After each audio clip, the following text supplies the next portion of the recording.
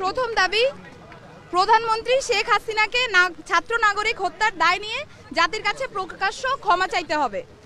দ্বিতীয় দাবি, আইন শৃঙ্খলা রক্ষাকারী বাহিনী ও দলীয় ক্যাডার এবং সন্ত্রাসী কর্তৃক ছাত্র নাগরিক হত্যার দায় নিয়ে স্বরাষ্ট্রমন্ত্রী আসাদুজ্জামান খান কামাল, সড়ক পরিবহন ও সেতু মন্ত্রী ওবায়দুল কাদের, শিক্ষামন্ত্রী মহিবুল হাসান চৌধুরী নয়ফেল, আইনমন্ত্রী আনিসুল হককে মন্ত্রী পরিষদ থেকে পদত্যাগ করতে হবে। ইন্টারনেট শাটডাউন করে দেশে ডিজিটাল ক্র্যাকডাউন করায় তথ্য প্রতিমন্ত্রী জুনায়েদ আহমেদ পলককে পদত্যাগ করতে হবে। আন্তর্জাতিক মিডিয়ায় শহীদ শিক্ষার্থী এবং আন্দোলনরত শিক্ষার্থীদেরকে ড্রাগ অ্যাডিক্ট বলে কুরুচিপূর্ণ ও মিথ্যা বক্তব্য দিয়ে এবং আন্দোলনকে ভিন্ন খাতে প্রবাহিত করার চেষ্টা করায় তথ্য প্রতিমন্ত্রী মোহাম্মদ এ আরাফাতকে পদত্যাগ করতে হবে।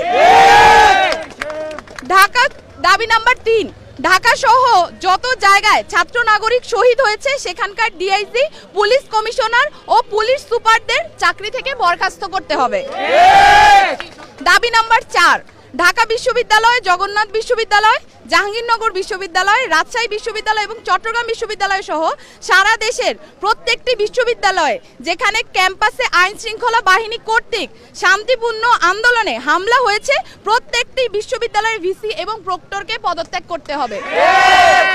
দাবি নাম্বার 5, যে পুলিশ, বিজিবি, র্যাব ও সেনা সদস্যরা শিক্ষার্থীদের ওপর গুলি করেছে, ছাত্রলীগ, যুবলীগ সহ যে সকল সন্ত্রাসীরা শিক্ষার্থীদের ওপর নৃশংস হামলা পরিচালনা করেছে এবং যে সকল নির্বাহী ম্যাজিস্ট্রেট, পুলিশ ও সেনা কর্মকর্তাদেরকে নিরস্ত্র ছাত্র নাগরিকদের ওপর গুলি করার নির্দেশ দিয়েছে তাদেরকে আটক করে হত্যা মামলা দায়ের করতে হবে ও দ্রুততম সময়ের মধ্যে গ্রেফতার করতে হবে।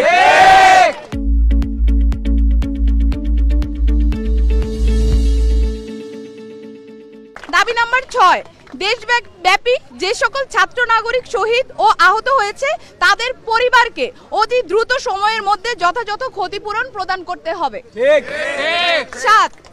দাবি নাম্বার 7, ঢাকা বিশ্ববিদ্যালয়, জগন্নাথ বিশ্ববিদ্যালয়, জাহাঙ্গীরনগর বিশ্ববিদ্যালয়, রাজশাহী বিশ্ববিদ্যালয় এবং চট্টগ্রাম বিশ্ববিদ্যালয় সহ সারা দেশের প্রত্যেকটি বিশ্ববিদ্যালয় এবং শিক্ষা প্রতিষ্ঠানে ছাত্রলীগ নামক সন্ত্রাসী সংগঠন সহ সকল লেজুর ভিত্তিক ছাত্র রাজনীতি নিষিদ্ধ করে দ্রুততম সময়ের মধ্যে নিয়মতান্ত্রিকভাবে ছাত্র সংসদ কার্যকর করতে হবে। দাবি নাম্বার 8, অবিলম্বে সকল শিক্ষা প্রতিষ্ঠান ও হলগুলো খুলে দিতে হবে। কারফিউ তুলে নিয়ে সারা দেশের সমস্ত ক্যাম্পাসে মোতায়েনকৃত পুলিশ, র্যাব, বিজিবি, সোয়াট এবং আর্মি তুলে নিতে হবে। দাবি নাম্বার 9, বৈষম্য বিরোধী ছাত্র আন্দোলনের সাথে সম্পৃক্ত শিক্ষার্থীদের একাডেমিক ও প্রশাসনিক কোনো ধরনের হয়রানি করা হবে না, এই মর্মে অঙ্গীকার করতে হবে। ইতিমধ্যে গণগ্রেফতার ও পুলিশি হয়রানির শিকার সমন্বয়ক বৃন্দ ও ছাত্র নাগরিকদের অবিলম্বে মুক্তি দিতে হবে ও সকল মামলা প্রত্যাহার করতে হবে।